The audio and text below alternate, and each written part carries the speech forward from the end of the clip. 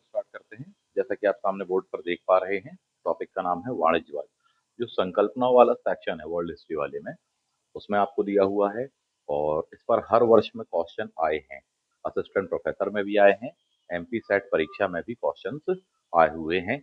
इसलिए मैं चाहूंगा कि पहले आपको एक बार पूरा का पूरा जो ओवरव्यू है पीडीएफ का, वो दिखा देते हैं। फिर अपन समझते हैं कौन कौन से तथ्यों को ध्यान रखना है, उनके बारे में अपन जानेंगे। टॉपिक का नेम क्या है? वाणिज्यवाद करके है। क्या कहलाता है वाणिज्यवाद? कब से शुरू हुआ? वाणिज्यवाद के पतन क्यों हुआ? कैसे हुआ?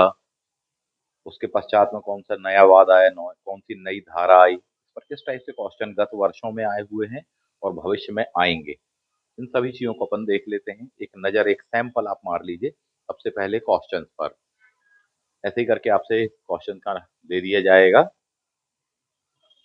फॉर एग्जाम्पल, जैसे ये वाला question, England treasure by the foreign trade नामक पुस्तक के लेखक कौन है? ये किस एग्जाम में आया था?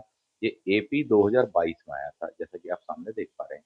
इसी प्रकार से क्वेश्चंस पूछे जाएंगे आपसे भविष्य में भी। ठीक है, चार ऑप्शन दिए थे: Adam Smith, Josiah Child, Thomas Mun, Antonio Serra. इसी का अगला क्वेश्चन बन जाएगा कि वाणिज्यवाद शब्द सबसे पहले किस व्यक्ति ने अपनी किस किताब में दिया हुआ है? क्या बताएंगे उसका आंसर साहब जी?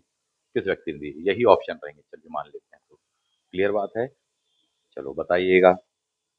नेक्स्ट, कुछ और भी क्वेश्चंस पर नजर मार लीजिए आप, किस प्रकार से क्वेश्चंस होने वाले हैं।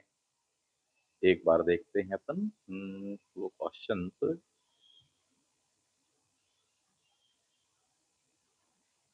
एक सेकेंड, चलिए देख लीजिए क्वेश्चंस एक नजर मार करके। देखिए किस प्रकार से क्वेश्चन आएंगे, सबसे पहले उसको समझना जरूरी है, क्योंकि अंततः आपका तो ऑब्जेक्टिव एग्जाम ही होना है और इन चीजों को आपको फेस करना है। जैसे ये बताइए, पिछले बार एपी 2022 में क्वेश्चन आया था। और भी कुछ क्वेश्चन नजर मार लीजिए ताकि आपको एक अच्छा आइडिया हो जाए। फॉर एग्जाम्पल, जैसे ये क्वेश्चन दिया हुआ है आपको, फ्रांस में वाणिज्यवादी विचारधारा का समर्थन किसने किया? क्लियर बात है, ये चीज अपन देखते हैं। चार ऑप्शन दिए हुए हैं सामने। Option A Antonio Serra, Thomas Mun Colbert और एडम स्मिथ। क्या लगाएंगे इसका आंसर क्वेश्चन नंबर वन का, वस्तुनिष्ठ क्वेश्चन नंबर वन का? बताइए क्या लगाएंगे। इसी प्रकार से आपको हर टॉपिक की प्रैक्टिस करनी पड़ेगी। ये वाली जो पीडीएफ क्लास के ग्रुप में भेज दी गई है, वहाँ आप लोगों ने देख लिया होगा, मिल गया होगा। अपने हिसाब से निकाल लेना प्रिंट वगैरह। अलग से हार्ड कॉपी चाहिए हो तो फिर बताना, देखेंगे, करवा देंगे व्यवस्था। क्या आएगा इसका आंसर? फ्रांस में वाणिज्यवादी विचारधारा। अच्छा, जितने क्वेश्चन यहाँ देख रहे हो आप, ये ही क्वेश्चन या इसी टाइप के क्वेश्चन इस टॉपिक में से आपको फाइनल एग्जाम में आने वाले हैं। ये बात आप बहुत क्लियरली जान लीजिए।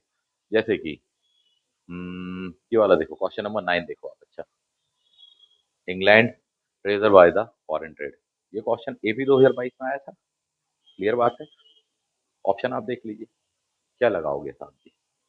थॉमस मूर, ये है वो क्वेश्चन। थोड़ी सा सही तरीके से सही कंटेंट को पढ़ना पड़ेगा, तब जा करके अपन पेपर को बना पाने की सिचुएशन में आएंगे, वरना पढ़ते ही रह जाओगे साथी। बहुत लोग तैयारी कर रहे हैं और रिकॉर्ड इस बार फॉर्म आने आए हैं। रिकॉर्ड विद्यार्थी एग्जाम देने वाले हैं। कंपटीशन दिन प्रतिदिन टफ होता चला जा रहा है। आपको बहुत हटके काम करना पड़ेगा, बहुत अलग टेक्निक होनी चाहिए आपकी, अगर आपको फाइनल सिलेक्शन लेना है तो। अच्छा कंटेंट होना चाहिए, रिच होना चाहिए कंटेंट। सीधी बात है, ऐसा होना चाहिए कि जो पढ़े उसमें से क्वेश्चन पेपर आए। ये नहीं कि अपन ने पढ़ा तो बहुत है परंतु उसमें से एक भी क्वेश्चन नहीं आया, ऐसा नहीं होना चाहिए। ठीक, प्लस इस प्रकार के क्वेश्चन की प्रैक्टिस होनी चाहिए। तो फ्रांस में वाणिज्यवादी विचारधारा का समर्थन किसने किया? उसी व्यक्ति ने किया था जिसने फ्रांस में एक फ्रांसीसी कंपनी बनाई थी, ईस्ट इंडिया कंपनी, और भारत में व्यापार करने के लिए भेजा था। यही चीज क्या थी? यही तो वाणिज्यवाद था साहब जी, कि देश के राजा ने अपने वित्त मंत्री कोलबर्ट के सुझाव पर एक ईस्ट इंडिया कंपनी बनाई, जो कि फ्रेंच ईस्ट इंडिया कंपनी कहलाती है। 1664 में वो कार्यक्रम होता है, 1668 में भारत आते हैं साहब जी। भारत का एक उपनिवेश के रूप में उपयोग करके यहाँ से अधिक व्यापार वाणिज्य इत्यादि, वहां से सोना चांदी धन इत्यादि सब कमाना, यही जो चीज है यही तो वाणिज्यवाद है। इसमें एक खास वर्ड जोड़ा हुआ है, वो वर्ड ये है कि उस देश का जो शासक है जो राजा है, राजतंत्र है, वो सपोर्ट कर रहा है इस चीज को कि हाँ प्राइवेट कंपनी बनाई जाए और वो कंपनी दूर देश के साथ जाकर के व्यापार करे। इसे ही कहा जाता है वाणिज्यवाद। दूसरे शब्दों में इसे आप यह भी कहते हैं कि राष्ट्रीय राजतंत्रों द्वारा समर्थित व्यापारवाद, यह भी आप इसे कह सकते हैं। इसके तहत ही पुर्तगाली भारत आए, ईस्ट इंडिया कंपनी अंग्रेजों वाली भारत आई, फ्रांस वाली कंपनी भारत आई, डच आए, डैनिश आए, यही चीज क्या थी, वाणिज्यवाद कहलाती है। 16वीं से लेकर 18वीं शताब्दी तक यूरोप के इतिहास में ये घटनाक्रम हुआ है, वही क्रम भारत में आगमन कर रहा है। यही वजह है कि कभी को टाइम पूछे आपसे वाणिज्यवाद का क्या है तो क्या बताओगे, 16वीं से लेके 18वीं शताब्दी आपको बताना है। बात तो क्लियर है। तो इसका आंसर अब बताइए क्या होने वाला है, क्वेश्चन नंबर 1 का आंसर बन पाएगा कि नहीं बन पाएगा। कॉलवर्ड, हमेशा इस पर क्वेश्चन आते इसलिए बता रहा हूँ। मेरे ख्याल से एपी 2024 में क्वेश्चन पूछा था कि, या सेट में क्वेश्चन पूछा था कि भारत में फ्रेंच कंपनियों को स्थापित करके उसको सुचारू रूप से चलाने वाला जनक, जन्मदाता, फाउंडिंग फादर कौन था, ऐसा करके क्वेश्चन मेरे ख्याल से पूछा था कि वो जनक कौन था, है ना।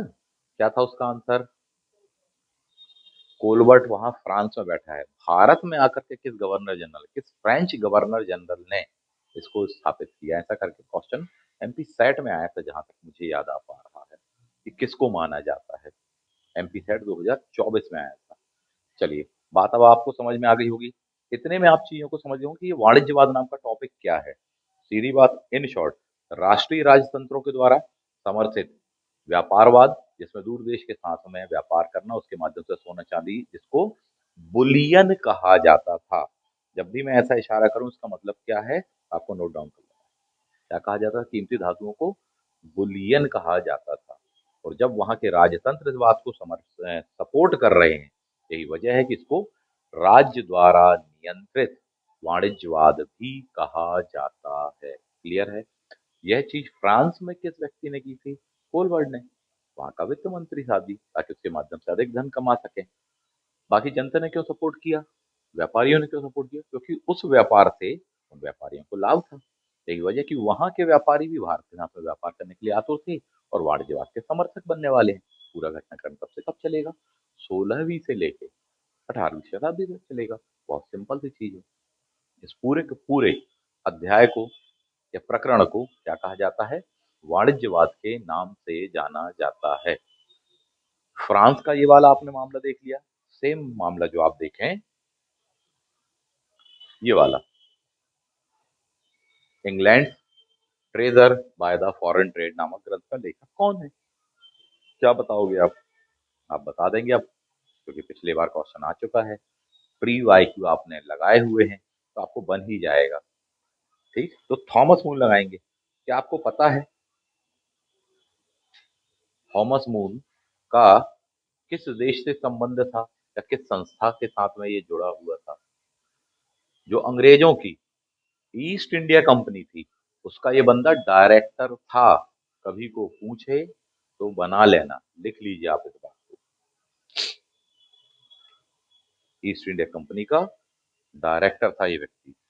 आगे बढ़ते हैं, और क्या क्वेश्चन आएंगे। इंग्लैंड ने पूर्व के व्यापार के लिए ईस्ट इंडिया कंपनी की स्थापना कब की थी, 1600 में। किसके द्वारा ये अनुमति प्रदान की गई थी, क्लियर है।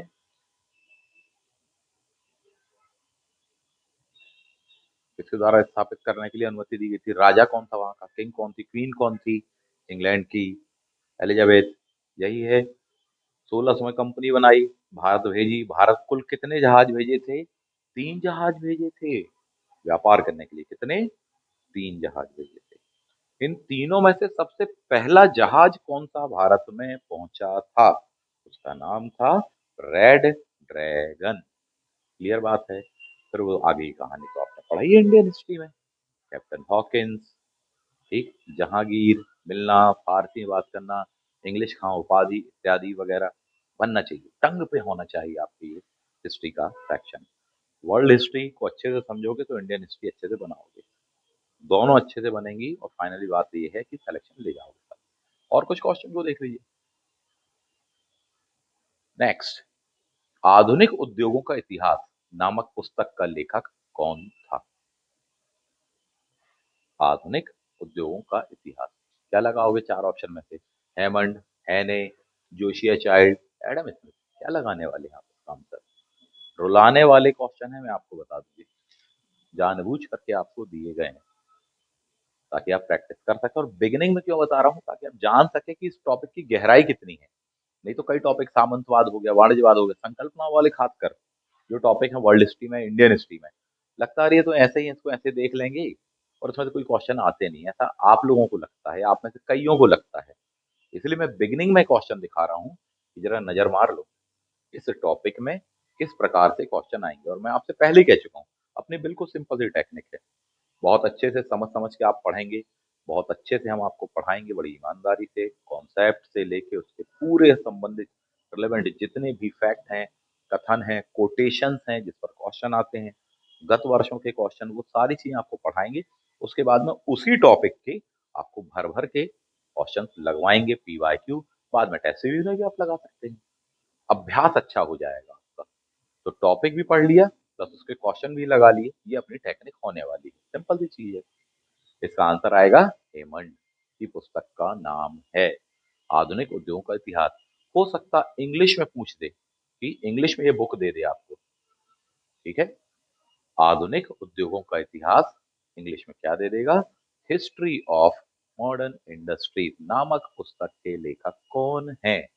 क्या नाम लगाओगे? हेमंड, ठीक। वाणिज्यवाद शब्द का उपयोग सबसे पहले किस बंदे ने किया? वाणिज्यवाद शब्द का प्रयोग सबसे पहले उसके समर्थकों ने नहीं किया, उसके सबसे बड़े विरोधी ने किया। उस व्यक्ति का नाम है एडम स्मिथ। एडम स्मिथ की सबसे फेमस पुस्तक कौन सी है? Wealth of nation, in short. Clear है? उसने किया। मैंने एक वर्ड यूज किया कि वाणिज्यवाद को एक अन्य नाम से भी जाना जाता है, राष्ट्रीय राज्यों के द्वारा समर्थित, सपोर्टेड व्यापार। यही वर्ड कहा ना। अर्थात व्यापार वाणिज्य में राज्यों की भूमिका रहेगी, थी। ईस्ट इंडिया कंपनी की स्थापना में एलिजाबेथ, उनके शासन की भूमिका थी। फ्रेंच कंपनी की स्थापना में वहां के वित्त मंत्री कोलबर्ट की भूमिका थी। यहाँ के गवर्नर इत्यादि वगैरह कौन बनेंगे उन सब में उनकी भूमिका थी, साहब जी। एकदम से डुप्ले को वापस बुला लिया जाता, भूमिका का क्या है? वही है। फ्रेंच हार गए, अंग्रेज जीत गए। हमेशा पूछा जाता है क्या वजह थी, प्रमुख वजह क्या थी? कई वजह थी, उनमें से एक वजह थी ईस्ट इंडिया कंपनी अंग्रेजों वाली यहाँ टोटली प्राइवेट कंपनी थी। वहीं फ्रेंच कंपनी जो थी वह राज्य की यानी सरकारी कंपनी थी और ढर्राशाही के मॉडल पर कार्य करती थी। यानी कि राष्ट्रीय राज्यों द्वारा समर्थित व्यापार करने वाली सरकारी कंपनी थी। क्लियर है? एडम स्मिथ पूरी इकोनॉमी में विरोध करता है राज्य की भूमिका का, कि वो हस्तक्षेप ना करे, क्योंकि वो सपोर्टर है किस बात का? वो तो पूंजीवाद का सपोर्टर है। लेसेस फेयर वाली बात वो कहेगा, मुक्त व्यापार वाली बात कहेगा। पूंजीवाद, पूंजीवाद का अर्थ ही क्या होता है? पूंजीवाद का अर्थ होता है कि उत्पादन के कितना किया जाए, क्या किया जाए, उस वस्तु की कीमत क्या रखी जाए, इन सब चीजों में इंटरफेयर किसका नहीं होना चाहिए? सरकार का नहीं होना चाहिए, सपोर्टेड नहीं होना चाहिए। यही चीज कहता है, यानी वो पूंजीवाद कहता है। और पूंजीवाद का उल्टा क्या कहलाया आपका? वाणिज्यवाद, राज्य द्वारा समर्थित पर्यायवाची साधन। क्लियर है? दैट्स द रीजन कि एडम स्मिथ ने विरोध किया, कटु आलोचना करी, किसकी? वाणिज्यवाद की। किसके द्वारा समर्थित? राज्य द्वारा समर्थित या नियंत्रितवाद, बार बार उसने वर्ड यूज किया है और सबसे पहली बार इसी व्यक्ति ने ये वर्ड यूज किया। बात समझ में आ पा रही? आगे बढ़ता हूँ। वाणिज्यवादी विचारधारा का समर्थन किस बात पर बल दिया? बार बार वर्ड मैंने क्या यूज किया? राष्ट्रीय राजतंत्र। क्योंकि यही सपोर्ट कर रहे थे, तो वो लोग इनको करेंगे, ये उनको सपोर्ट करेंगे, एक दूसरे को हेल्प से आगे बढ़ेंगे साथ में। क्या आएगा इसका आंसर? ऑप्शन ए, राष्ट्रीय राजतंत्रों की स्थापना, ताकि उससे व्यापारी लाभ उठा सकें। मध्ययुगीन जो आर्थिक ढांचा था वो किस पर आधारित था? कृषि पर। तो यदि व्यापार में भी कहा जाए तो उस जमाने में जॉइंट स्टॉक कंपनीज नहीं हुआ करती थी। क्या नहीं हुआ करती थी? जॉइंट स्टॉक कंपनी, यानी आधुनिक कालीन जो कंपनियां होती हैं वो नहीं हुआ करती थी। तो फिर उत्पादन वगैरह उस जमाने में कौन करता था? यूरोप में और भारत में। उनको कहा जाता था कारीगर, कारीगरों की गिल्ड्स। ये आपने बहुत पढ़ा हुआ है, गिल्ड्स। और ऐसी गिल्ड्स प्राचीन काल में भारत में भी थी, मध्य काल में भी भारत में थी, यूरोप में भी ऐसी गिल्ड थी। वो व्यापार देखते थे वस्तुओं का, चीजों का उत्पादन करते थे साथी। यही वजह है कि उनके संगठन होते थे, उनके नियम कानून मान्यताएं मानदंड इत्यादि होते थे।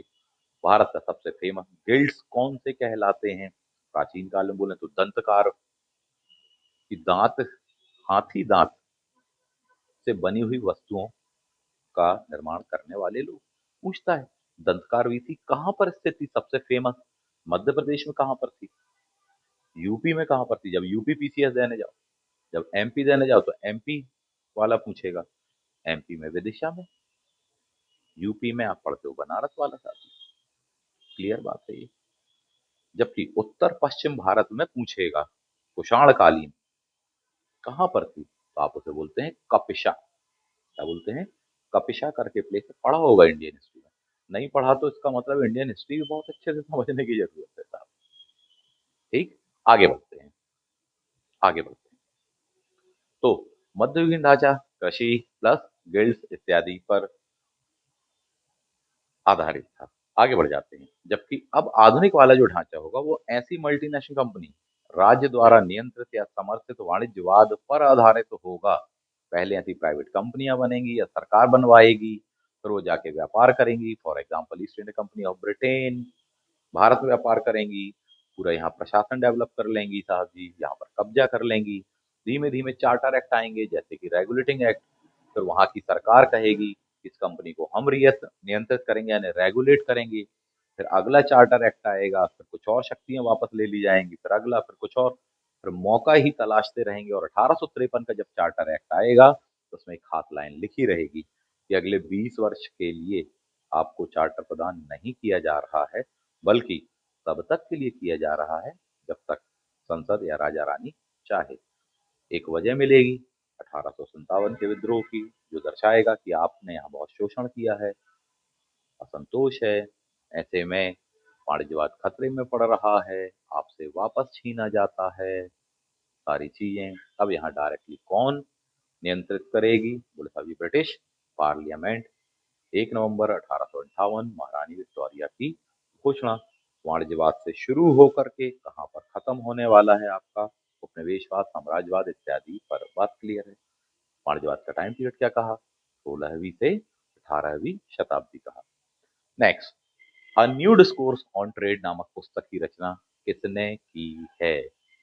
अ न्यू डिस्कोर्स ऑन ट्रेड। चार ऑप्शन, थॉमस मूर ने किया, एडम स्मिथ, हैमंड या जोशिया चाइल्ड। किसने की है बताइए। नेक्स्ट, कोलवर्ट किस देश का? बनाई लोग है, फ्रांस का था। बैंकिंग प्रणाली या बैंकिंग व्यवसाय आरंभ करने वाली संस्था मेडिची कहाँ की थी? मेडिची कहाँ की संस्था थी? Italy, Florence.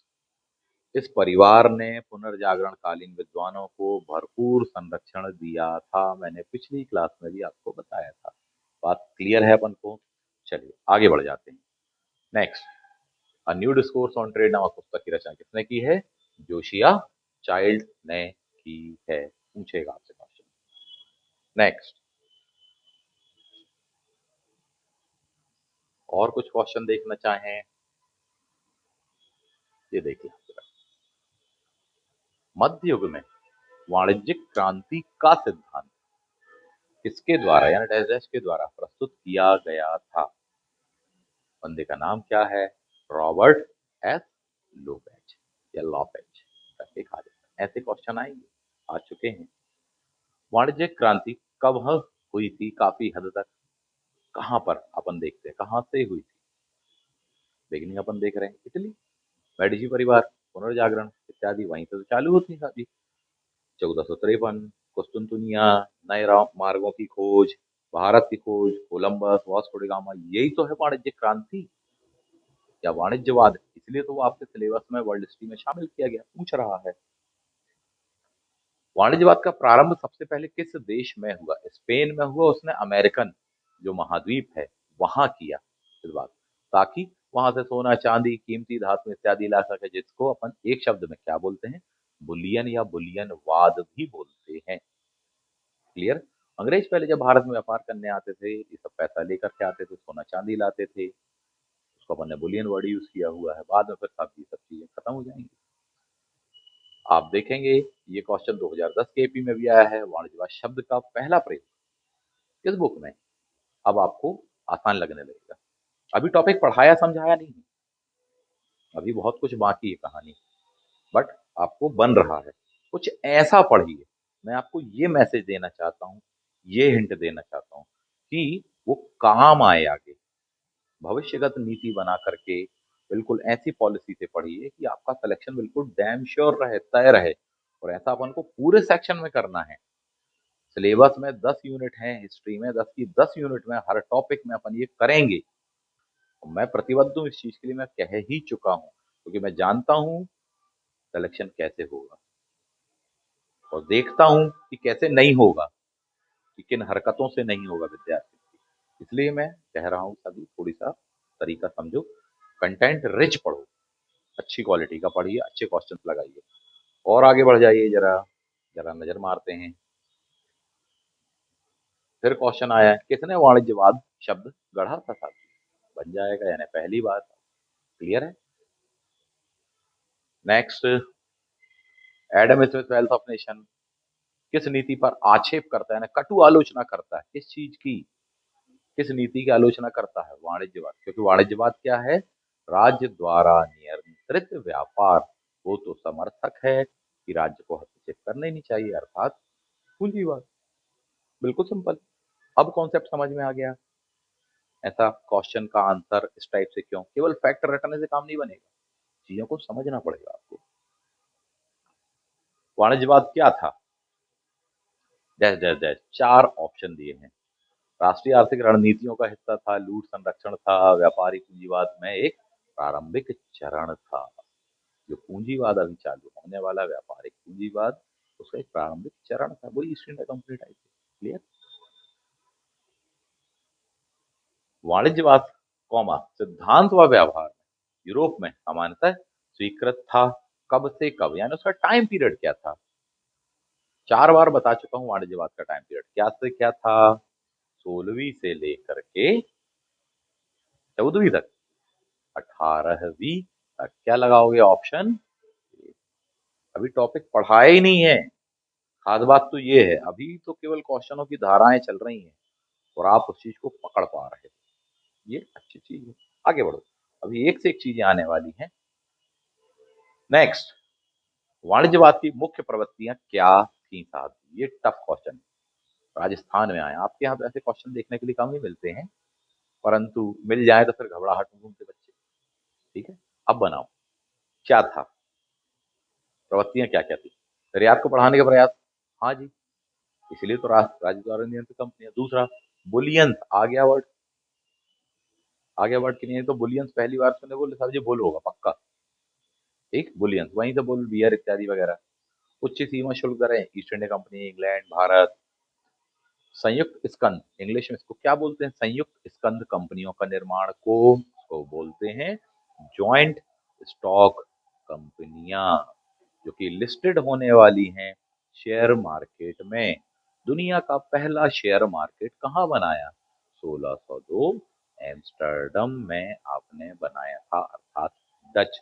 और कभी इंडियन हिस्ट्री में पूछा जाए कि आर्थिक इतिहास में पुर्तगाली, ब्रिटिश, फ्रेंच इत्यादि जो भी भारत आए, इनमें अपने शेयर धारकों को सबसे ज्यादा मुनाफा किस देश की कंपनी ने दिया, कमा कर दिया? ये रिकॉर्ड है आज तक। तो उसका आंसर होगा डच। द रीजन सेम, जब भी बताया मैंने आपको।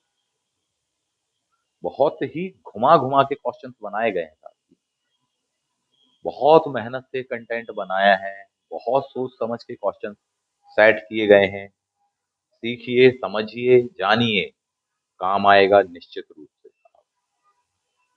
चलिए आगे बढ़ते हैं। 17वीं शताब्दी की शुरुआत में आर्थिक मामलों के सरकारी नियम विशेष रूप से व्यापार और उद्योग में इस प्रकार संदर्भित किया गया, किस नाम से? वाणिज्यवाद यानी कि वणिकवाद बन जाएगा।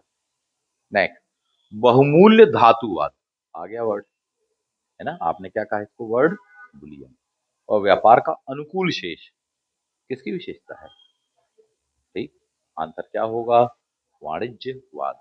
यही चीज तो कर रहे थे, चाहे डच हो, चाहे ईस्ट इंडिया कंपनी ब्रिटेन वाली हो, फ्रेंच वाली हो, प्रतिस्पर्धा लगी थी भारत आने की। ये इंडियन हिस्ट्री के इस सेक्शन से जुड़ा टॉपिक है, इसीलिए वर्ल्ड हिस्ट्री में आपको अलग से मेंशन किया गया और क्वेश्चन पूछता है भर भर के, उठपटांग क्वेश्चन पूछेगा फिर। नेक्स्ट, बहुमूल्य धातुवाद और अनुकूल व्यापार संतुलन किसके मूल लक्षण हैं?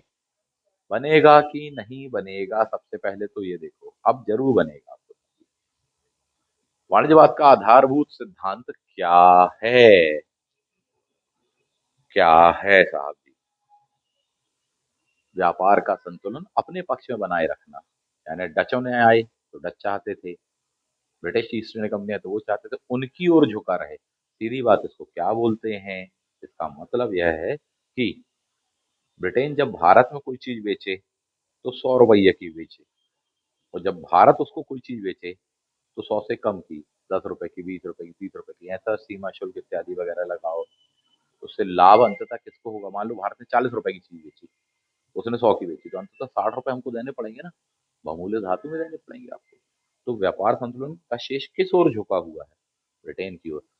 इसी प्रकार से जब उसने यहाँ राजनैतिक सत्ता हासिल कर ली, तो ऐसी नीति नियम बनाए कि भारतीय जो वस्तुएं हैं अगर इंग्लैंड में जाके बिकेंगी तो उन पर टैक्स ज्यादा लगेगा, जबकि इंग्लैंड की भारत आकर बिकेंगी तो कम लगेगा।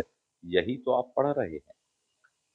और ये सत्ता हासिल करने, यानी प्लासी युद्ध 1757 के बाद में मात्र नहीं हुआ, बल्कि उसके पहले भी हुआ था।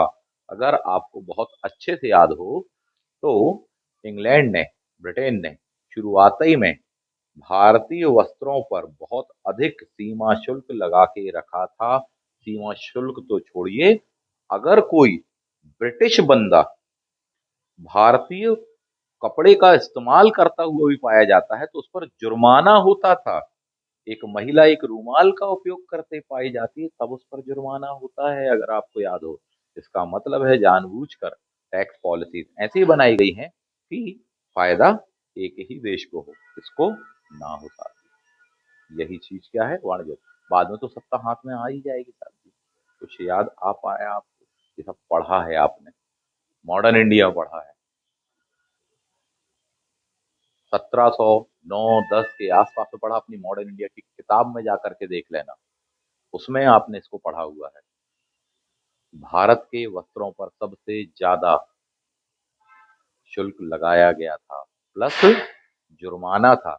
अगर कोई ब्रिटिशर्स यूज कर रहा है, कोई भी नागरिक भारतीय कपड़े का, तो उसको जुर्माना देना पड़ेगा। क्योंकि इसी चीज को बाद में कहा जाएगा कि साहब जी एक ऐसी प्रणाली विकसित करो, क्योंकि वाणिज्यवाद पूंजीवाद का प्रारंभ है। क्लियर बात है? पॉलिसी ऐसी होगी कि ब्रिटिश पॉलिसी इस प्रकार से बनाई जाएगी कि बिल्कुल एक स्पंज की तरह काम करेगी, जो गंगा के तट से सारी अच्छी चीजों को सोख लेगी और कहा निचोड़ देगी? टेम्स के तट पर। याद आया? पढ़ा है कि नहीं पढ़ा आपने? ये बहुत अच्छे से पढ़ा है, जॉन सुलीवान आपने पढ़ा हुआ है, इंडियन हिस्ट्री में पढ़ा है। अब आप वर्ल्ड हिस्ट्री के चश्मे से इस चीज को देख रहे हो। ये वही पॉलिसी थी। Any doubt? बन जाएगा? कोई डाउट तो नहीं, कोई क्वेश्चन तो नहीं है, पूछना तो नहीं है? कुछ पूछना हो तो पूछ लीजिए, बता देते हैं।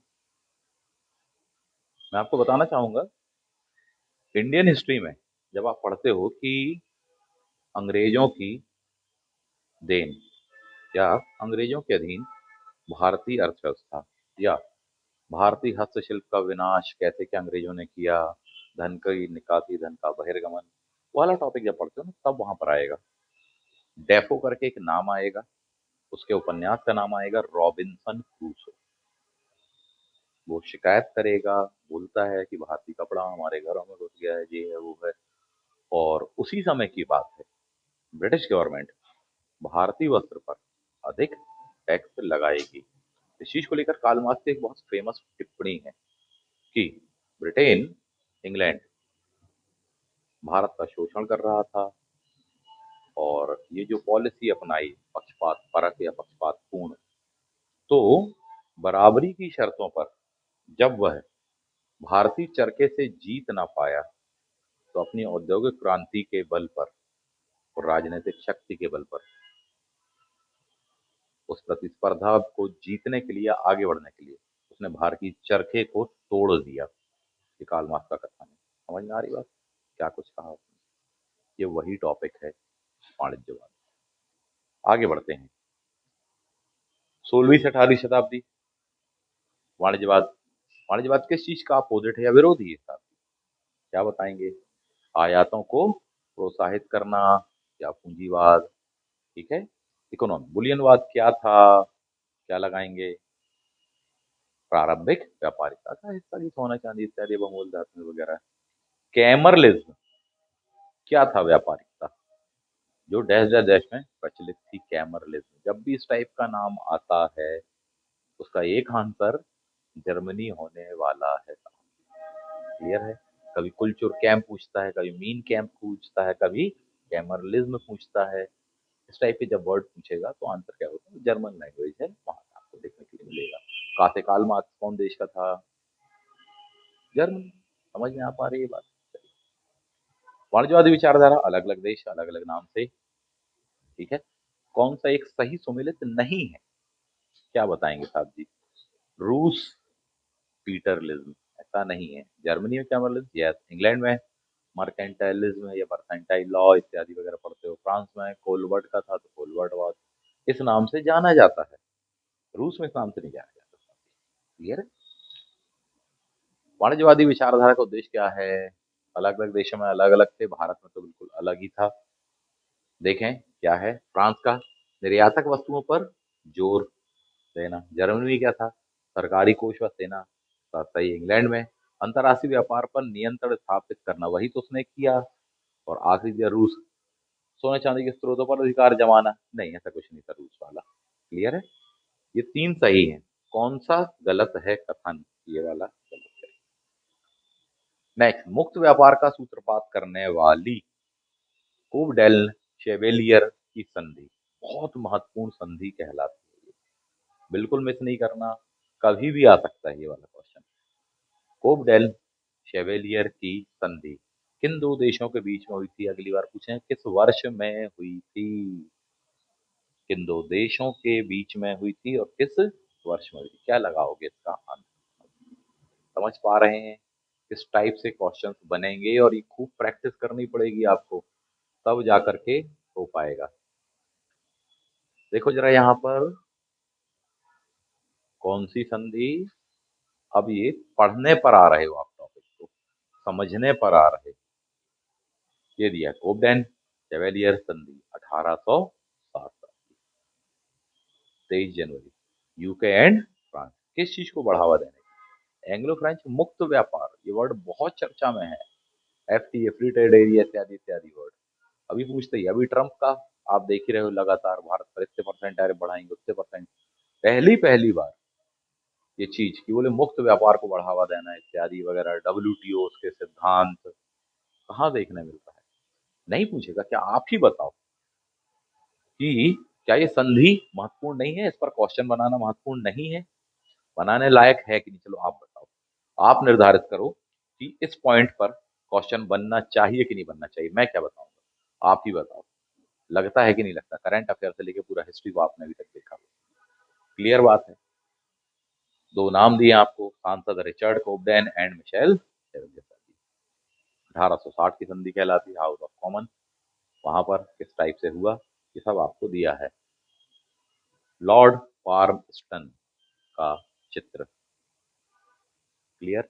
पूछ देगा कौन था साहब जी वहां प्रधानमंत्री इत्यादि वगैरह। एक और संधि देख ही लो लगे यहाँ जब बात निकली है तो। ठीक। मैथ्यून संधि, पोर्ट वाइन संधि के नाम से भी इसको आप जानते हैं। क्योंकि पोर्ट वाइन के उत्पादन, तेजी, व्यापार इत्यादि वगैरह किसके बीच में? पुर्तगाल और इंग्लैंड के बीच व्यापारिक संबंध 1703। एकदम से ये क्वेश्चन आएगा ना, पल्ले नहीं पड़ेगा कि यार क्या पूछा है, बहुत ऊपर से जाएगा सिर पे। और एमपीपीएससी को इस टाइप के फैक्चुअल क्वेश्चन बहुत पसंद है। इस लेवल पर तैयार करो, तब आप जेन्युइन कैंडिडेट हो, तब वाकई में माने कि हाँ भैया पार्टिसिपेट कर रहे हो फाइनल रेस में। इस तरह की तैयारी होनी चाहिए अपनी। अब वो चाहे वर्ल्ड हिस्ट्री हो चाहे इंडियन हिस्ट्री हो। कई लोग बड़ा हल्के में लेते हैं इंडियन हिस्ट्री, बोले सर हमने वो पढ़ी हुई बन जाएगी, ये है वो है। अभी पिछली बार नेट हुआ हमारा ऐसा वैसा। अच्छे से पढ़िए, मैं तो बस यही कहूंगा। दिया हुआ आपको मैथ्यून की संधि। चलो अब आगे बढ़ते हैं, अपन टॉपिक पर आ जाइए। महान समझौता पर भी लगे हाथ देख ली।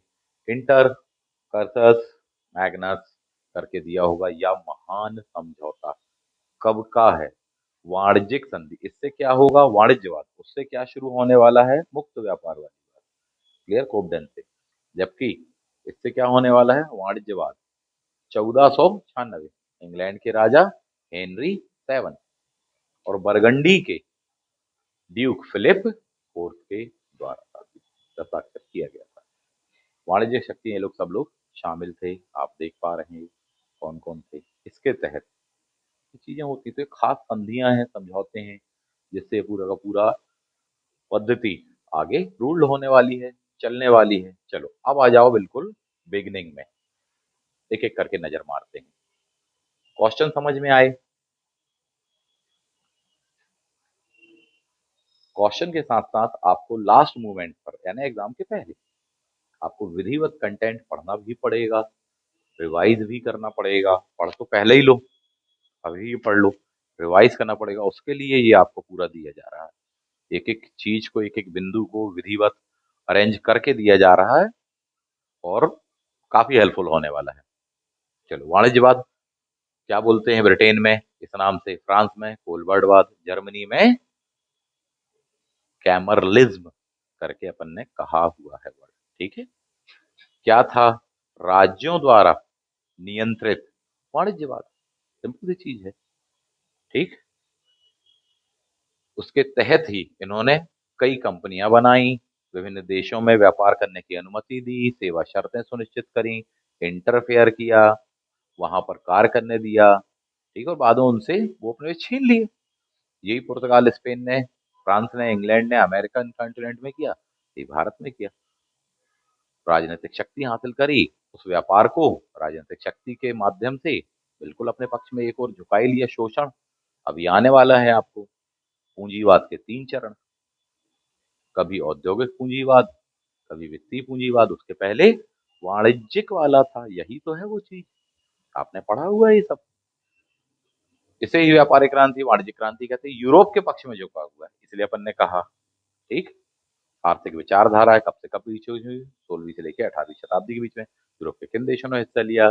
स्पेन, पुर्तगाल, फ्रांस, इंग्लैंड, जर्मनी, इन सब ने पार्टिसिपेट किया। किसने नहीं किया? रशिया ने नहीं किया। क्लियर है? ऑप्शन देगा, इस टाइप से बनाना पड़ेगा। टाइम पीरियड दिया है, वाणिज्यवाद करके बोलते हैं। किस चीज के लिए? सोना चांदी इत्यादि वगैरह, अधिकतम उसको ही प्राप्त करने की नीति, ठीक। रॉबर्ट एस लोपेंच कौन है साहब? ये रॉबर्ट एस लोपेंच मध्यकालीन यूरोपीय आर्थिक इतिहास का अध्ययन करने वाले प्रमुख इतिहासकार कहलाते हैं, ठीक। Yale University, USA, Sterling professor of history इस रूप में पढ़ाया जाता था। इनकी बहुत ही फेमस पुस्तक है मध्य युग की वाणिज्यिक क्रांति या वाणिज्यिक क्रांति का सिद्धांत, इनकी पुस्तक है। पूछेगा, ये पुस्तक अभी पहले भी पूछी गई थी जब आपने क्वेश्चन लगाए थे, याद करिए। और उसका आंसर था रॉबर्ट एस लोपेज, सामने आप देख पा रहे हैं। चलो नेक्स्ट, और भी कई किताबें उन्होंने लिखी हैं। कौन कौन सी है?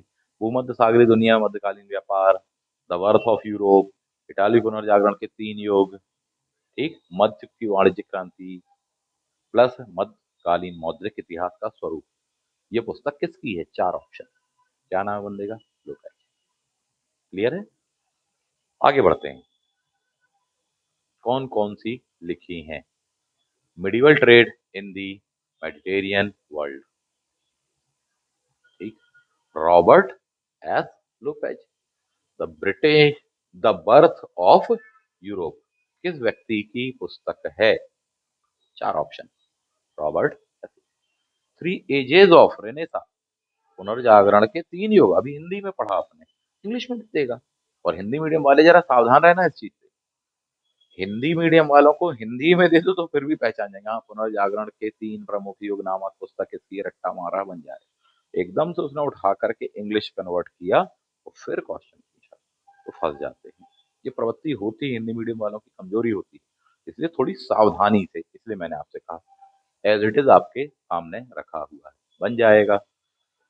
प्लस पीडीएफ तो आपको दे दी है, कोई बात ही नहीं है। और आगे बढ़िए, चलो एक नजर मार लो ये वाली पुस्तक पर, हिंदी में देखो कैसे दिया हुआ है, उस पर आप नजर मारेंगे। हम्म, हाँ, ये वाला तीसरे नंबर पे है, इतालवी पुनर्जागरण के तीन युग, यही है ना इंग्लिश में दिए तो, Italian, clear. Robert S Lopez, बहुत अच्छे से उनका चेहरा देख लो, दिमाग में बिठा लीजिए साहब, ये दिया हुआ है आपको। तो पहले पुनर्जागरण और फिर हाथ में ये भी चेहरा, अर्थ क्या है? इसे ही वणिकवाद भी कहते हैं, वाणिज्यवाद भी कहते हैं, व्यापारवाद भी कहते हैं, राज्य द्वारा समर्थित, बार बार मैंने ये वर्ड यूज किया है साहब, क्लियर। एडम स्मिथ आलोचना पुस्तक, ठीक, इसमें इस वर्ड का यूज किया। कटु आलोचक था ये इस चीज का, वाणिज्यवाद का कटु आलोचक कौन? Adam Smith. जर्मनी के प्रसिद्ध आर्थिक इतिहासकार गुस्ताव वॉन शॉमलर, 1883, एक लेख लिखा था वाणिज्यिक प्रणाली तथा उसका ऐतिहासिक महत्व, ठीक, 1884। फ्रेडरिक महान की आर्थिक नीतियों का अध्ययन नामक पुस्तक, इसी विचारधारा का यानी वाणिज्यवाद का प्रशंसात्मक तरीके से अपन वर्णन देखते हैं। आशय क्या है साहब जी? 16वीं से वही 18वीं शताब्दी, राज्य द्वारा समर्थित, सिंपल से दो से तीन कीवर्ड मैंने आपको बताए हैं, भारतीय संदर्भ में उदाहरण बताए हैं, उतने में आप समझ गए होंगे, बाकी पढ़ते रहना साथी। उद्देश्य क्या था? अधिक स्वर्ण प्राप्त करना, अधिक बलशाली बनना, यही पुर्तगाल का उद्देश्य। क्यों भारत की खोज? भारत की खोज करते करते अमेरिका पहुंच गए, क्यों? यही तो वह वजह थी, सोने की चिड़िया इत्यादि वगैरह, क्लियर। बहुमूल्य धातुएं अपने देश, आपको अगर याद हो, आपसे क्वेश्चन पूछा जाए, जब वास्को डी गामा पहली बार भारत आता है, वो भारत से बहुत सारी वस्तु खरीद करके ले जाता है और वहां यूरोप में ले जाके बेचता है, कितने गुना मुनाफा कमाया था उसने पहली बार में? याद है कुछ? कितने गुना मुनाफा कमाया था? 60 गुना मुनाफा, ऐसा वर्ड लिखा है, यही तो है वाणिज्यवाद। वो इंडियन हिस्ट्री में पढ़ा है, उसको रिलेट करके देखो आप जरा, इस लेवल पर पढ़ो, इस डेप्थ में या इस ऊंचाई पर इतिहास को समझिए, इंडियन हिस्ट्री हो चाहे वर्ल्ड हिस्ट्री, तब ही आप जेन्युइन कैंडिडेट हैं, वास्तविक कैंडिडेट हैं कॉम्पिटेटिव एग्जाम में, एपी के। ना बहुत लोग जेआरएफ हैं, सब दे रहे हैं पेपर साहब, एक एक क्वेश्चन पर मारा मारी है वहां, तो समझिए बात को, गंभीरता से लीजिए, 12 जुलाई को कोई ज्यादा समय नहीं है, इसलिए बार बार मैं कह रहा हूँ, पेपर 1 हो, पेपर 2 हो, मैनेजमेंट अपना, विधिवत, कंटेंट, अभी तो कई लोग कंफ्यूज हैं, इस किताब से पढ़े कि उस किताब से, पता ही नहीं है उनको कि क्या क्या क्या। बोले पिछली बार हम इससे पढ़े थे पर पेपर ऐसा नहीं वैसा तो आया था, और बस यही चलता रहेगा, क्योंकि यही चल रहा है पिछले 2-4 सालों से, कंफ्यूज ही रहे आओगे क्या? सीधी बात, सिंपल एक लाइन में सॉल्यूशन, जैसा हम बता रहे, जो कंटेंट दे रहे, ये पढ़िए आप, एक लाइन में आपको बता रहा हूँ सॉल्यूशन, जैसे जैसे तरीके से बता रहे हैं वैसे पढ़िए, आपको बनेगा हिस्ट्री, आराम से बनेगा, हंस के बनेगा। कारण क्या था? वही लंबे निबंधात्मक लिखना होगा, अभी को डिस्क्रिप्टिव, कोई जमाने में यूजीसी नेट हुआ करता था, डिस्क्रिप्टिव सब काम आता, ये वजह थी साहब जी, चाहो तो देख लेना। विभिन्न नाम देख लो, कोलवर्डवाद कहाँ पर? फ्रांस में, क्लियर है। इंग्लैंड में क्या कहा आपने? वाणिज्यवाद कहा, मर्केंटाइलिज्म करके कहा आपने। जर्मनी में क्या कहा आपने? ये दिया है कैमरलिज्म, क्लियर है। ब्रिटेन में ये दिया है, इतनी अच्छी आप फोटो देख पा रहे हैं, केक टाइप का लेके आए हैं, गोल्ड एंड सिल्वर, ठीक है, सारी चीजें दी हुई हैं आपको। क्यों लगा है ये चित्र अपने नोट्स में? उसकी वजह है, बेमतलब में सजाने के लिए नहीं लगाया है, ठीक, बहुत समझिए। मदर कंट्री, को ही लाभ होगा, ब्रिटेन को ही लाभ होगा, भारत को नुकसान होगा, ऐसी नीतियां पॉलिसी इत्यादि। ठीक। वाणिज्य क्रांति तथा पूंजीवाद, पूंजीवाद का प्रारंभिक चरण कहलाता, शुरुआती दौर करके कहलाता था, बाद में उसी से विकसित होगा, आगे बढ़ेगा। उदय काल, टाइम पीरियड 16वीं शताब्दी, 17वीं शताब्दी से लेकर 18वीं तक। और क्या अपन ने कहा, सिर्फ डच सरकार ने वाणिज्यवाद को नहीं अपनाया, ब्रिटेन ने अपनाया, फ्रांस ने अपनाया, स्पेन ने अपनाया, पुर्तगाल ने अपनाया, कुछ हद तक रशिया ने भी अपनाया। किसने नहीं अपनाया? डच। तो शेयर मार्केट, जॉइंट स्टॉक कंपनियां, बिगिनिंग, शुरुआत, ये सब चीजें देखते हो। कभी को क्वेश्चन पूछ ले तो उसका आंसर ये होगा, आ चुका है। सोना चांदी संचय की कोशिश, बुलियनवाद इसे ही कहा आपने साहब। ठीक है। जिसके पास जितना अधिक होगा उतना रिच, संपन्न इत्यादि। ठीक है। इंग्लैंड में जनसंख्या बढ़ रही है, सारी चीजें हैं, बोले साहब जी भिक्षावृत्ति बढ़ रही है, लोगों को काम पे लगाइए, सब चीजें, तकनीकें, कच्चा माल, पूंजी इकट्ठा हो पाएगी इसी वाणिज्यवाद के माध्यम से। और जब पूंजी इकट्ठा होगी तभी ना वहां पर औद्योगिक क्रांति होगी। दुनिया की सबसे पहली औद्योगिक क्रांति ब्रिटेन में, परंतु उसके पीछे एक बहुत बड़ी वजह थी, भारत से प्राप्त धन संपदा जो कि शोषण पर आधारित थी, बेईमानी, चोरी पर आधारित थी, धन निकासी सिद्धांत पर आधारित थी, वाणिज्यवाद पर आधारित थी। क्लियर बात है। तभी तो जाकर के वहां औद्योगिक क्रांति हो पाई थी, विकसित देश इत्यादि वगैरह। चलिए आगे बढ़ जाते हैं। व्यापार संतुलन के लिए सारी चीजें कर रहे हैं। आपने इतने व्यापारी पढ़े हैं, आपसे एक क्वेश्चन पूछा जाता है कि जब भारत में अंग्रेज आए, पुर्तगाली आए, उनके पास जहाजी, बेड़ा इत्यादि था, भारत के ऐसे कौन से मध्यकालीन व्यापारी थे जिनके पास अंग्रेजों और पुर्तगालियों से भी बड़ा जहाजी बेड़ा था? सबसे रिच व्यापारी कौन कहलाते थे? गुजरात के उस व्यापारी का नाम बताइए, साउथ इंडिया के उस व्यापारी का नाम बताइए। चलो ये भी बता देता हूँ, बोहरा समाज से थे। चलो अब बताइए, अब तो याद होना चाहिए। वीर जी वोहरा, नाम सुना कि नहीं सुना? तो बड़ा गुमान जो है ना कि नहीं, इंडियन हिस्ट्री तो हम हैंडल कर लेंगे, जरा समझो मामले को, पूरा लिंकअप करके पूछता है। जो तरीके, जो पद्धतियां, जो कॉन्सेप्ट हम बता रहे हैं वैसे। ऐसे ही साउथ में मलय चेट्टी, चेट्टियार, ये समुदाय आपने पढ़े हुए हैं, परंतु इतने के बाद में भी आपने ये नहीं पढ़ा बार बार कि साहब भारतीय व्यापारी केवल व्यापार करते थे, जबकि पुर्तगाली हो चाहे अंग्रेज हो, वो व्यापार के साथ साथ अपनी रक्षा के नाम पे सेना लेके चलते थे और सामने वाले व्यापारी का जहाज पानी में डुबो देते थे।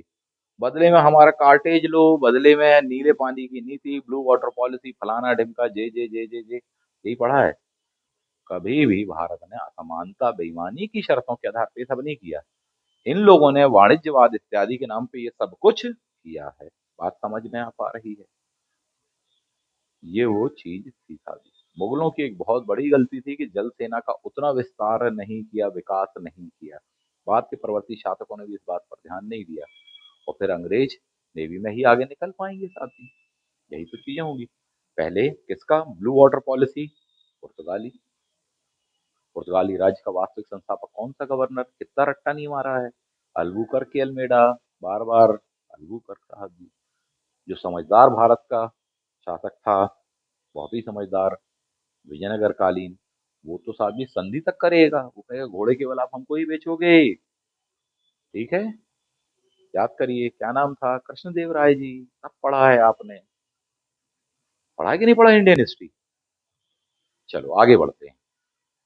परंतु बात के प्रवर्ती शासक समझ नहीं पाएंगे, वो वाणिज्यवाद की नीति पे चल रहे हैं, राज समर्थित कंपनियां अपने यहाँ सुनहरा फरमान बांट रहे हैं, मैग्ना कार्टा बोलेंगे अभी वो। यही तो आप पढ़ रहे हो, और इन सब नीतियों की वजह से ही तो भारत 190 वर्षों के लिए गुलाम होगा। यही तो उसका लिंकअप है। आप समझ में आए वाणिज्यवाद कुछ कुछ? ये है उसकी जड़ें मूलतः, जो आपसे क्वेश्चन पूछता है। ये पूंजीवाद से कैसे क्या भिन्न है? वो राज समर्थक, वो राज्य विरोधी है। इसमें राज्य का हस्तक्षेप होता है, उसमें राज्य का हस्तक्षेप नहीं होता, दैट सिंपल। अमेरिका एक पूंजीवादी देश है, अर्थात वहां पर कोई सरकारी वरकारी कंपनियां नहीं मिलेंगी। कौन सी वस्तु बनेगी, कितने रुपए की बिकेगी, व्यापारी ही तय करेंगे, जनता ही तय करेगी, मांग और पूर्ति ही तय करेगी, बाजार की अदृश्य शक्तियां ही तय करेंगी, इनविजिबल हैंड। किसने कहा है? Adam Smith. इनविजिबल हैंड, बाजार की अदृश्य शक्तियां किसको कहा जाता है? मांग और पूर्ति। इस बात का समर्थन किसने किया है? एडम स्मिथ ने। अपनी किस किताब में किया? सिंपल, क्लियर है। ऐसा है वो मामला। हिस्ट्री के साथ साथ इकोनॉमिक सिद्धांत भी, इकोनॉमी भी अपनी अच्छी होनी चाहिए, इसका मतलब ये है इस टाइप के टॉपिक में, है ना। वाणिज्यवाद के सिद्धांत में तीन और विशेषताएं क्या शामिल थी?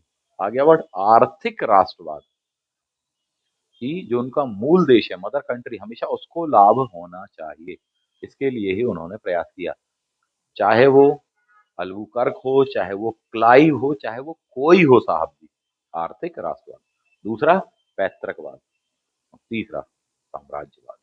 एक के बाद एक स्टेज देखने के लिए मिलेंगे।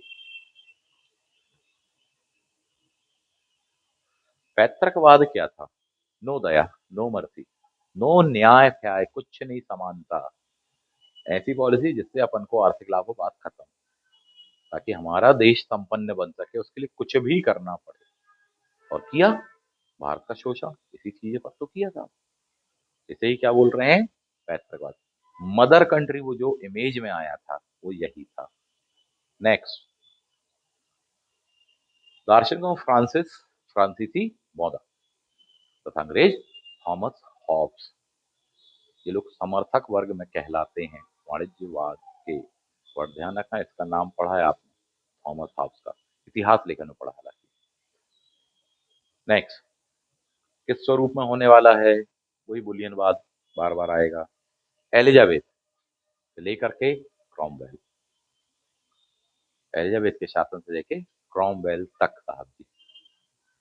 तो 1558 से लेके 1658, अगले 100 साल तक उन्होंने बढ़ावा दिया साथी, व्यापारिक कंपनियों को एकाधिकार प्रदान किए, नागरिकों को आर्थिक विधियों गतिविधियों के तहत लेकर के आए साथी, चार्टर प्रदान किए। क्वेश्चन कभी को पूछा जाएगा कि ब्रिटिश शासक के द्वारा ईस्ट इंडिया कंपनी को प्रारंभ में भारत के साथ व्यापार करने के लिए कितने वर्ष के अनुमति दी गई थी? चार्टर में, चार्टर में कितने वर्ष की अनुमति दी गई थी सबसे प्रारंभ में? ऑप्शन ए 20 वर्ष, ऑप्शन बी 25 वर्ष, ऑप्शन सी 10 वर्ष, ऑप्शन डी 15 वर्ष। इसमें मैक्सिमम बच्चे कहाँ कूद पड़ेंगे मैं बता दूं। बोले 20 वर्ष, जो कि गलत जवाब है। आंसर है 15 वर्ष। समझ में आता है? वाणिज्यवाद से लिंक अप है वो टॉपिक, ऐसा है मामला। नेक्स्ट, क्रॉमवेल ने अमेरिका को खो दिया, सुना है? क्योंकि उसने वहां से आने वाली डाकों को पढ़ना चालू कर दिया क्या? ग्रेनवेल, क्रॉमवेल, याद आया? वही तो है ग्रेनवेल। चलो आगे बढ़ते हैं। एलिजाबेथ ने गिल्ड प्रणाली, उसी के काल में ह्रास आपको देखने के लिए मिल रहा है, ठीक। क्योंकि मध्यकालीन कृषि प्लस गिल्ड प्रणाली पर, भारत में प्राचीन काल में भी थी, मध्यकाल में भी थी। मध्यकाल में, भारतीय मध्यकाल में गिल्ड प्रणाली का एक एग्जाम्पल जरूर पूछा जाता है। सबसे खास जो कारीगर भारत के हुआ करते थे वो थे बुनकर साहब जी। आप ऑलवेज देखोगे, यूजीसी नेट हो चाहे उसके पहले यूपीएससी एमपीपीएससी का पेपर देखोगे तो आपसे पूछा जाता है साहब जी, मध्यकाल में बुनकरों को क्या कहा जाता था, किस नाम से जाना जाता था? ऐसा क्वेश्चन मिलता था आपको। चलो कोई बात नहीं, वो प्राचीन काल में तंतवाय नाम से जाना गया था, ठीक। प्राचीन काल में मैं बताना चाहूंगा आपको, एमपीपीएससी ने प्रीलिम्स परीक्षा 2009 या 10 के आसपास, जब ऑप्शनल सब्जेक्ट हिस्ट्री जैसे विषय हुआ करते थे, तब पूछा था इस टाइप से क्वेश्चन कि उसको किस नाम से जाना जाता था, और उसका आंसर है नद्दाफ। क्या है? नद्दाफ, लिख लेना, कभी कोई पूछ लेगा। आगे बढ़ जाते हैं। वो वर्ड निकला हुआ था, उसकी खास धुनकी से रुई को धुनकने वाली एक छड़ी हुआ करती थी, आज भी आपने देखी होगी। ठीक है। परंपरागत भारत के कारीगर, उनके गिल्ड इत्यादि इत्यादि। सबसे बड़ा उद्योग कृषि के पश्चात में आज भी सबसे ज्यादा रोजगार प्रदान करने वाला उद्योग कौन सा है? वस्त्र उद्योग। यही वजह है कि पीएम मित्रा टेक्सटाइल पार्क, याद आया कुछ? भारत में कुल 7 बनने हैं, उनमें सबसे पहले का उद्घाटन माननीय प्रधानमंत्री महोदय ने कहाँ पर किया हुआ है? एमपीपीएससी वालों से तो पूछा जाएगा। ठीक है, एमपीपीएससी वालों से पूछा जाएगा। कितने एकड़ में आप उसको बना रहे हैं टेक्सटाइल पार्क को? कुछ याद आया? करंट अफेयर में पढ़ाया है हमने, ये सब कुछ बताया है, फिर बताएंगे अभी पेपर वन वाली। आगे बढ़ते। नेविगेशन एक्ट 1660 आ गया आपका साथी। पहले अधिनियम शुरुआत के साथ नियम बनाए कि साहब जी केवल और केवल यूरोप के थ्रू ही भेजी जाएंगी। यूरोप में आप देखें, यूरोपीय देशों में डायरेक्टली नहीं जाएंगी, ब्रिटेन से होते हुए जाएंगी, ताकि लाभ अंततः किसको हो? ब्रिटेन। सिंपल सी चीज है। चलो आगे बढ़ जाते हैं। अमेरिका वाले अभी विद्रोह करेंगे इस चीज को लेकर, नो टैक्सेशन विदाउट रिप्रेजेंटेशन इत्यादि इत्यादि। बोस्टन टी पार्टी मच जाएगा अभी। ठीक है। ग्रेन मिल डॉक आग पढ़ लेगा वहां की सारी बातें। और अंततः अमेरिकन क्रांति को एक आर्थिक क्रांति आपने क्यों कहा? क्योंकि फल जब पक जाते हैं तो अपने मूल वृक्ष से टूट करके अलग हो जाते हैं। ठीक है। बहुत ही फेमस कथन है। वो बंदा भी फ्रांस का था, फ्रांसीसी वित्त मंत्री था वो भी पुराना। वित्तीय व्यवस्था को सुधारने के लिए एक के बाद एक वित्त मंत्री अपन ने नियुक्त करे, जिसका कोड है तू नेक बन। याद आया? तुर्गो, नेकर, काते, कोलबर्ट फोलबर्ट इत्यादि वगैरह। पर वो सुधार नहीं पाया, और अंततः फ्रेंच रिवॉल्यूशन का एक प्रमुख कारण क्या था? कि साहब जी आर्थिक स्थिति का राज्य की बिगाड़ना। ऊपर से अमेरिका स्वतंत्रता संग्राम में अपन ब्रिटेन के अपोजिट में हेल्प कर रहे हैं, और कर्ज बढ़ गया। याद आया कुछ? पढ़ा तो होगा कहीं, अगर हिस्ट्री थोड़ी गहराई से पढ़ेंगे तो ये सब चीजें कहीं ना कहीं नजरों के सामने से गुजरी होंगी। फ्रांस में लुई हुआ शासनकाल, वाणिज्यवाद। इसी का वित्त मंत्री कौन है बंदा? कोलबर्ट, सबसे फेमस में से कहलाने वाला है अभी। क्लियर है? राज्य द्वारा नियंत्रित, हर चीज राज्य, अर्थात मैं ही राज्य हूं, इसका कथन। जरा याद करिए, मेरे शब्द ही कानून है, मेरा वचन ही शासन है। कुछ जरा याद करिए। ठीक, नहीं तो बाहुबली लगा के ढूंढते ही रहो, ऑप्शन में मिलेगा ही नहीं। चलिए, राजनीतिक, ठीक, सम्राट, खुश करना इत्यादि, ये सब चीजें। इस बंदे ने ही भारत में व्यापार के लिए कंपनी कंपनी इत्यादि वगैरह, ठीक है, भेजा। 1667 में आने, सबसे लास्ट में आने वाली कंपनी बोले फ्रेंच। भारत में फ्रेंच उपनिवेश या फ्रेंच कोठियां कंपनी स्थापित करने वाला जनक किसको कहा है? फ्रांस के मैक्सिमम बंदों के नाम में फ्रांस जरूर आता है, तो उस बंदे का नाम है फ्रांसिस कैरोन। याद आया? कभी को पूछा जाता है डुप्ले कहाँ का था, बोले फ्रांस। डुप्ले का पूरा नाम क्या था? एमपीपीएससी ने पूछा है आपसे क्वेश्चन।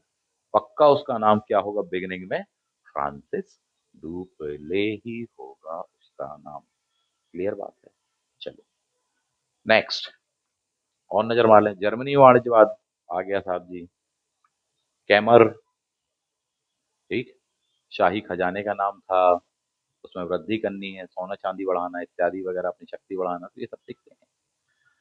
फेडरिक विलियम प्रथम 1713 से 40, फेडरिक महान 1740 से 46। इस बंदे का नाम ध्यान रखना, फेडरिक महान का बहुत पूछा जाता है। टाइम पीरियड ध्यान रखना जरा। क्लियर है? अपने देश की आर्थिक स्थिति को सुधारना है, भले ही दूसरे देशों का शोषण, उपनिवेश इत्यादि इत्यादि सारी चीजें चलेंगी, तो ये तो चीजें थी वहां। गिल्ड व्यवस्था का पतन, उसके पश्चात में अब सरकारी सहयोग, ये आप देखते हैं। अंतर्राष्ट्रीय कंपनियों की स्थापना 1600 के बाद तो लगातार अंग्रेज, डच इत्यादि वगैरह, ठीक।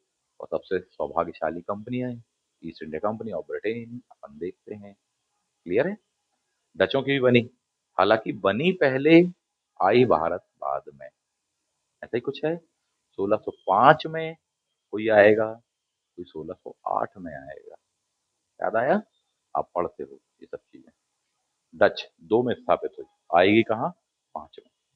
आपसे अभी तक इंडियन हिस्ट्री में सिर्फ इतना ही पूछा गया कि जब डच आए तो उन्होंने सबसे पहली फैक्ट्री कहाँ स्थापित करी, या डचों की फैक्ट्रियों का मुख्यालय कहाँ पर था?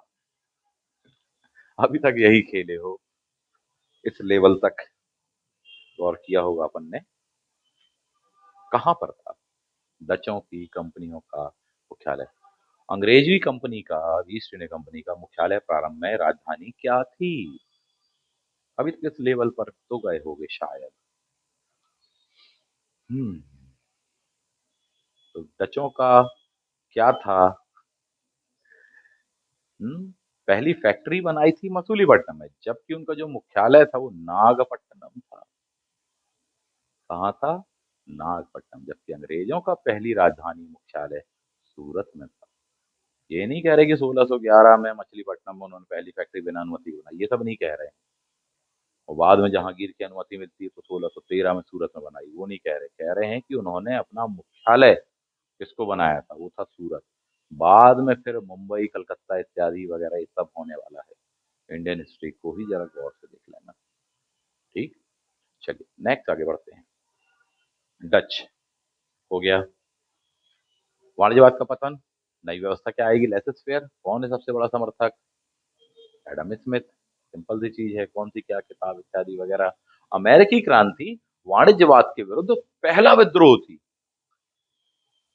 कौन सी क्रांति? अमेरिकी क्रांति एक आर्थिक क्रांति थी, क्योंकि फल पक गए थे, वो अपने आर्थिक हितों के लिए लड़ रहे थे। पहला विद्रोह थी, ब्रिटेन के खिलाफ वो खड़े हो गए क्योंकि उनके आर्थिक हित उसमें जुड़े हुए थे। यही वजह उनने कहा था कि no tax, no taxation without representation. और उठा के बोले साहब जी, कौन सा था आपका एक्ट जिसमें कहा गया कि उपनिवेशों से आने वाली कोई सी भी वस्तु होगी यूरोप के देश में नहीं जाएगी, पहले ब्रिटेन के बंदरगाह उतरेगी, टैक्स लगेगा, फिर यहां से जाएगी। अभी आपने पढ़ा नेविगेशन एक्ट। मोबाइल का नेविगेशन ऑन तो नहीं है? अब याद आया वर्ड नेविगेशन एक्ट कब का है? 1660 का है। क्लियर? तो हर चीज यहां से वहां जाएगी, पहले ब्रिटेन और फिर उसके बाद में यूरोप। वाणिज्यवाद के विरुद्ध पहली जो विद्रोह है वो क्या है? अमेरिकी क्रांति। इस चीज का उन्होंने विरोध किया। यही वजह है कि अभी बोले ये चाय कहाँ जा रही है बिकने के लिए? बोले जहाजों में चाय भरी है, बोस्टन के बंदरगाह में खड़े हैं, उठा के फेंक देंगे वो, हो जाएगी पूरी की पूरी अभी चाय पार्टी। ये है वाणिज्यवाद के विरुद्ध पहले विद्रोह की शुरुआत। इसको कहा जाता है Boston T party.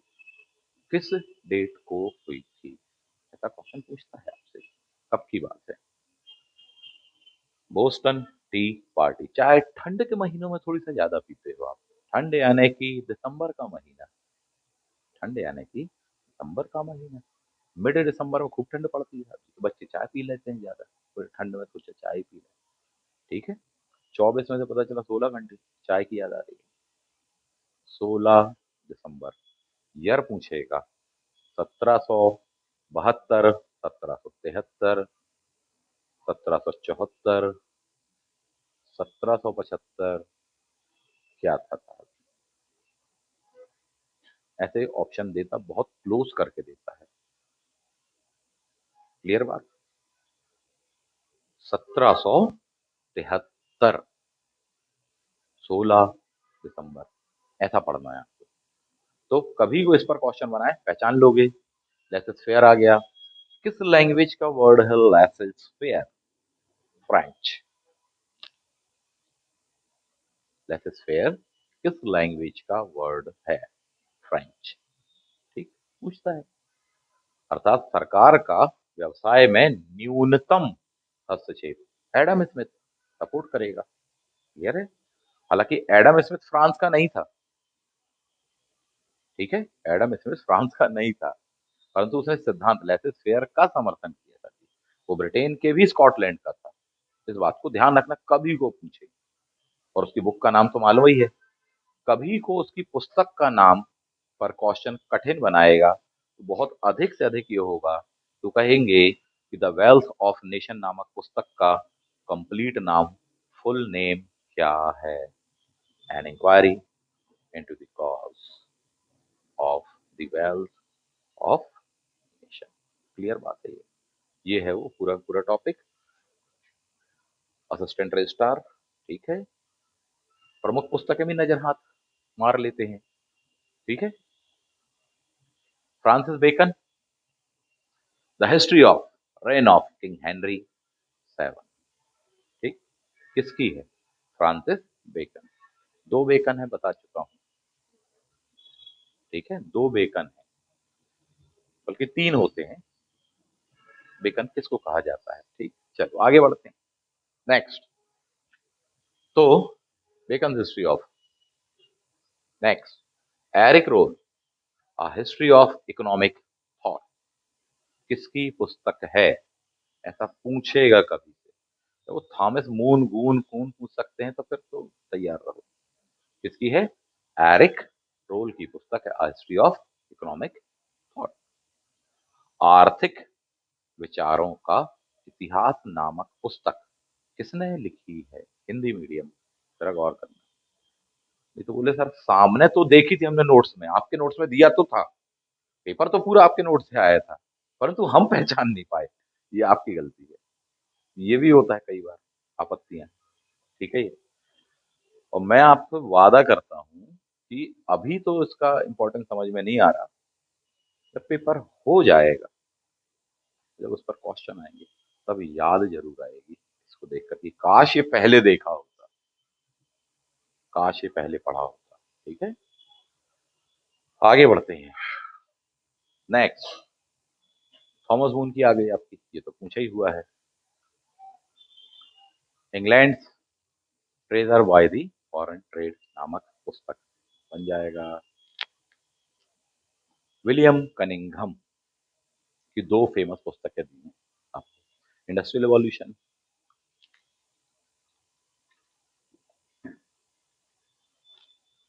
The growth of English industry and commerce, किसकी हैं? विलियम कनिंघम की हैं, ठीक है। चलो, Alexander grey, the development of economic doctrine, doctrine, ठीक, का सिद्धांत किसने दिया है? या किसकी पुस्तक है? अलेक्जेंडर ग्रे की पुस्तक है।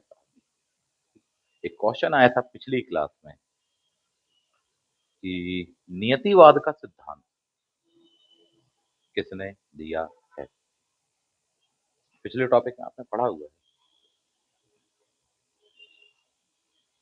पढ़ा है, बहुत अच्छे से पढ़ाया है, पुनर्जागरण वाले टॉपिक में पढ़ाया है। और बताइए।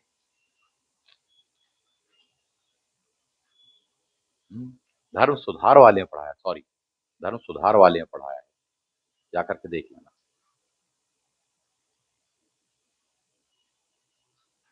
ये चीजें तो अवश्यम भावी ही है, वहां पर डॉक्ट्रिन वर्ड यूज किया गया होगा आपको, ठीक है। तो नियतिवाद का सिद्धांत, अलग अलग नाम आए थे, कैल्विन, ठीक है, द डॉक्ट्रिन ऑफ प्रीडेस्टिनेशन, ऐसा वर्ड बताया था, doctrine of labs, doctrine of, clear है। चलो आगे बढ़ते हैं। अ न्यू डिस्कोर्स ऑफ ट्रेड, ये क्वेश्चन बैंक अभी जब आप लगा रहे थे ना तब आया था, किसकी पुस्तक है? जोशिया या जोशुआ चाइल्ड। आपने अभी तक जॉन चाइल्ड, जोशुआ चाइल्ड ऐसे सुना तो होगा, परंतु ये भी जान लो, a new discourse of trade, ठीक है। चलिए, बहुत ही खास वर्ड होता है डिस्कोर्स। नेक्स्ट, संधियां, कौन सी संधि है? कोबडेन, ठीक है। शेवलियर संधि 1860, काय से संबंधित है ये? मुक्त व्यापार, FTA 1860 वाली। French and British. मैथ्यून संधि 1703, पोर्टवाइन संधि के नाम से पुर्तगाल इंग्लैंड हो चुका है। इंटरकर्सस मैग्नस, ठीक, या महान समझौता, वाणिज्यिक संधि है ये। किनके बीच में, किस वर्ष में, ऐसा पूछेगा, 1496, ठीक है। ये इस टाइप से क्वेश्चन, और फिर आपने ये तो लगाए हुए हैं, ये सब क्वेश्चन आपने लगाए हुए हैं, लगा चुके हो बिगिनिंग में, बन जाएगा। समझ में आया टॉपिक? समाप्त करें। ये था वाणिज्यवाद नामक टॉपिक का कंप्लीट पैकेज।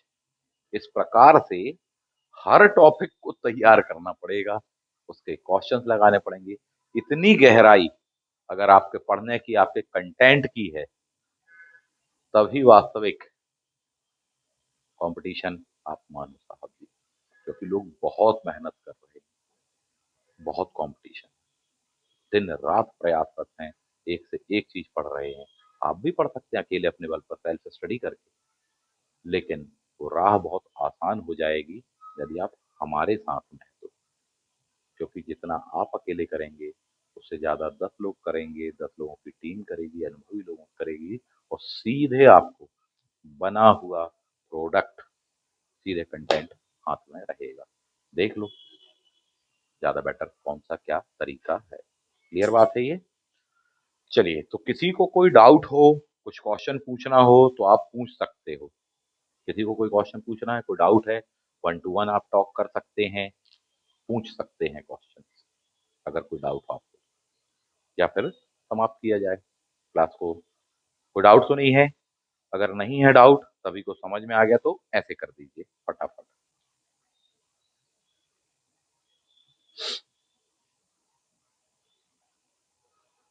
तो लास्ट बात यह है, यदि इसी प्रकार से गंभीर तैयारी असिस्टेंट प्रोफेसर की या असिस्टेंट रजिस्ट्रार की करना चाहते हैं, तो अभी से जुड़ जाइए हम लोगों के साथ में, ताकि आपको उसके पढ़ने की दिक्कत भी समाप्त हो जाए। अभी और भी बड़ी दिक्कत है नोट्स वगैरह को लेकर, वो सारी समाप्त हो जाएंगी, सब कुछ प्रोवाइड किए जाएंगे बहुत ही जल्दी, चाहे असिस्टेंट प्रोफेसर, चाहे असिस्टेंट रजिस्ट्रार का हो। बात क्लियर है? चलिए मिलते हैं नेक्स्ट वीडियो में। आपको यह वीडियो कैसा लगा, अपना व्यू जरूर बताएं कमेंट बॉक्स में। मिलते हैं नेक्स्ट वीडियो में। Thank you. जय हिंद।